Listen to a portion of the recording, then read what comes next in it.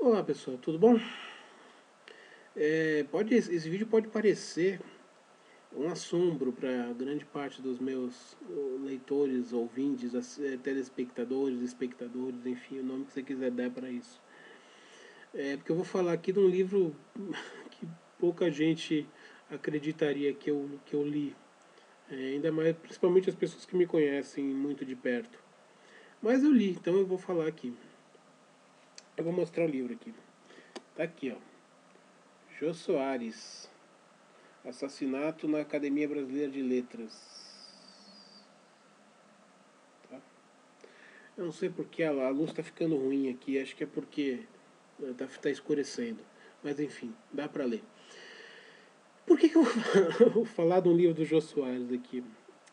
Bom, eu tenho um projeto que eu declarei no começo do ano de ler escritores de língua portuguesa, não apenas os clássicos, mas os contemporâneos também. Esse livro chegou às minhas mãos de uma maneira muito interessante. Foi num bazar, num brechó beneficente. Eu paguei R$ 1 nesse livro, então, né, R$ 1 talvez o Jô Soares valha. Olha que maldade que eu estou fazendo com ele. Mas enfim, eu estava meio bravo com ele recentemente, porque ele fez, uns anos atrás, ele fez aquela entrevista absolutamente bajuladora com a Dilma, né? Uma entrevista nojenta com a Dilma, que gerou muitos protestos contra ele. Mas parece que agora, pelo menos, que ele está com 177 anos mais ou menos, parece que nesse último ano agora, nesses últimos meses de 2016, caiu a ficha, né? Porque ele começou a fazer programas de televisão, né? Os últimos programas dele, que eu vi no YouTube, ele parece que acordou, né? Parece que ele saiu do sonho dourado do PT e realmente ele acordou. Agora ele viu a desgraça que é o PT para o Brasil, né? A desgraça que é o Lula para o Brasil. E ele acordou do sonho dourado de petista, né? Que ele sempre foi. Mas enfim, não interessa essa parte. Eu não vou falar sobre o Jô Soares, todo mundo sabe quem é Jô Soares, né? Não preciso falar sobre o autor, o que ele é, o que ele faz, quando ele nasceu e tal. Então, assim, esse livro chegou às minhas mãos de um preço muito barato. Eu falei, vou tentar ler isso aqui, vamos ver o que dá. E é um livro muito tranquilo de ler, assim, muito gostoso de ler, muito leve de ler. É um livro que ele usa muito humor, obviamente, ele é um humorista. É um livro muito bem-humorado, é, passa muito rápido, você lê muito rapidamente. E o que é o plot? Qual é o plot da história? Você tem a Academia Brasileira de Letras, ela, quando morre um acadêmico, outro entra no lugar. Então, o que está acontecendo? Está acontecendo uma disputa para o ingresso de duas pessoas na Academia Brasileira de Letras e, de repente, os acadêmicos começam a morrer de uma maneira que ninguém consegue identificar por que eles estão morrendo.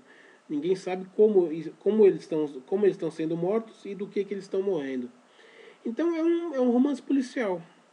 Você tem um inspetor que é meio atrapalhado, tem a sua parte eficiente, tem a sua parte mulherenga e tudo mais, que está tentando desvendar essa história. Tem a mocinha, que vai fazer parte do livro. Você tem os personagens principais ali, os principais suspeitos.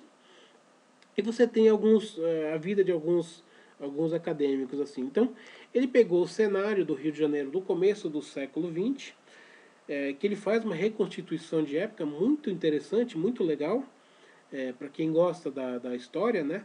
Você tem aqui todo o panorama do começo do século XX da cidade do Rio de Janeiro, né? Que é uma coisa muito legal. Ele cita o Copacabana Palace, cita vários locais históricos daquela época, inclusive a própria Academia Brasileira de Letras. Boa parte do livro também se transita entre os próprios acadêmicos. Então é um livro assim, é um livro policial. Você vai dizer, a trama é muito complexa? Não, a trama é bastante simples. É um livro que pode ser lido até como um infanto juvenil. Assim, você pode dar até para uma criança aí de 12, 13 anos que está querendo, tá, é, tentando pegar aquele amor pelos livros, você pode oferecer aí para o seu filho de 12, 13 anos. Ó, um livro de policial brasileiro, porque a gente tem Agatha Christie, tem Simenon, tem Edgar Wallace, tem gente tem livros policiais, eu estou falando dos europeus, também tem os americanos, tá? A gente tem livros policiais do mundo inteiro e a gente não tem muita literatura policial brasileira. Tem o Bellini, daquele cantor lá, aquele cantor que escreve sobre os livros do Bellini. Tony Bellotto, eu acho que é. Não sei se é Tony Bellotto. É o marido da Malu Madre lá, eu não lembro o nome dele. Eu nunca li esses livros, mas eu sei que é uma série de livros policiais brasileiros, não sei se presta ou não. O Rubem Fonseca tem alguns livros policiais interessantes. Mas a gente tem pouca coisa de literatura policial brasileira. E nesse caso, não é só literatura policial, é uma literatura policial de época, né? Porque é do começo do século XX, que mostra a sociedade do Rio de Janeiro. É muito interessante essa parte da reconstituição da época. Os nomes dos personagens são bastante divertidos. Eu vou até ler para você alguns nomes. Primeiro que o próprio investigador é Machado Machado. Quer dizer, o nome e o sobrenome é a mesma coisa. Tem não sei o que, Varejão, tem uns nomes muito, muito divertidos. E você tem, assim, deixa eu ver se eu consigo mostrar. Ele faz algumas páginas assim, ele faz, ó, o país. Então é como se fosse uma manchete de jornal, e aí tem o texto aqui. E nessas manchetes de jornais, a escrita do texto é escrita como se escrevia naquela época. Então você tem Y, você tem termos que só eram usados naquela época, termos arcaísmo, né, arcadismos, termos que a gente não arcaísmos, termos que a gente não usa mais. Por exemplo, aqui, ó, inovador, tá com 2 N's. Então é gostosinho, é um romance que passa rápido, não é nossa, um romance maravilhoso, policial, daqueles inesquecíveis que você vai sonhar com ele e tal. É um livro nota 7, eu não lembro que nota eu dei para ele, mas pode ser um livro nota 7. É um passatempo, é um livro para você passar o tempo. Assim, a gente pode passar o tempo de diversas maneiras. Nem sempre a gente está lendo livros realmente pesados, livros relevantes. A gente tem partes do nosso dia, da nossa semana, que a gente quer se distrair, tá? Então a gente pega um romance policial, pega um Stephen King, ou pega uma outra coisa que é uma literatura mais amena para a gente espairecer a cabeça. Alguns fazem isso, alguns vão assistir TV, alguns vão jogar futebol, alguns vão ver futebol, alguns vão assistir rugby, enfim. Cada um faz alguma coisa para espairecer a cabeça. Esse é o tipo do livro para isso, tá? Sair de um Dostoiévski, sair de um Proust, sair de uma literatura pesada, eu estou no intervalo entre um Thomas Mann e um Kafka, alguma coisa assim, eu quero uma coisa leve. Então, esse aqui é uma coisa leve. É um livro leve, tranquilo, que não tem nenhuma pretensão além de entreter. É um livro que, nesse sentido, ele cumpre aquilo que ele promete.